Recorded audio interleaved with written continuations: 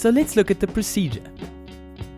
The procedure of roasting beans creates, balances, and alters the aromatics, the acids, and the flavors of the coffee bean in such a way that they completely change the flavor characteristics and the body of the coffee. Each roaster individually determines what they require out of their roasting process. For this reason, it should be thought of as an art. Coffee beans are stored green, in a state where they can be kept without losing their quality or taste. Although for best results, you should roast within a year of harvest. There are 6 main steps for how the perfect roasting is done. Let's have a look at these. Step 1. The green beans are slowly dried to a yellow color, and the slight smell of toast is released. Secondly, the bean then doubles in size, and a popping noise can be heard. This is called the first crack. Step 3. The temperature then rises, and the bean turns a light to medium brown color. Step 4. Now the beans take on a second crack, and you can notice an oily sheen or covering.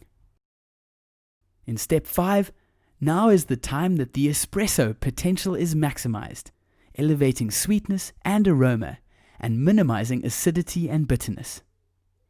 Good acidity is a very important thing for coffee, so we need to find the perfect balance here. Finally, in step 6, the sugars in the bean then begin to caramelize, making the bean a dark brown. Most coffee roasters will roast the bean between the end of the first crack and the beginning of the period of the second crack. What we need to remember is that all coffee beans have an optimal roast, which is the point where the roasting process and the key elements of aroma, body, acidity, and flavor all meet perfectly, resulting in the most desirable and flavorful optimal roast of coffee.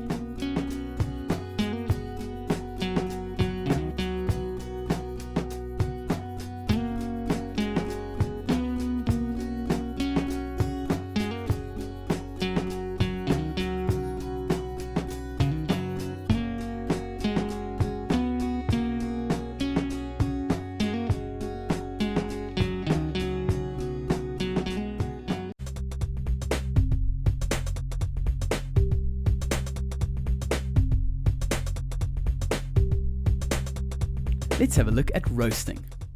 Roasting coffee transforms the chemical and physical properties of the green coffee beans into the fragrant, roasted coffee products that we all recognize and love.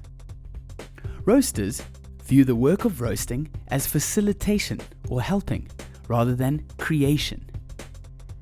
At the green stage, the flavor of the coffee bean is very bitter and insipid. And this flavor is developed only when heat is applied. The roaster's art lies in knowing the exact moment to remove the heat, and this is key to the transformation of a green seed into a rich, complex beverage. Like preparing the perfect piece of toast.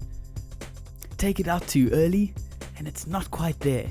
Leave it in too long and you will have burnt the toast, changing the flavor completely. The same should be thought with roasting of coffee.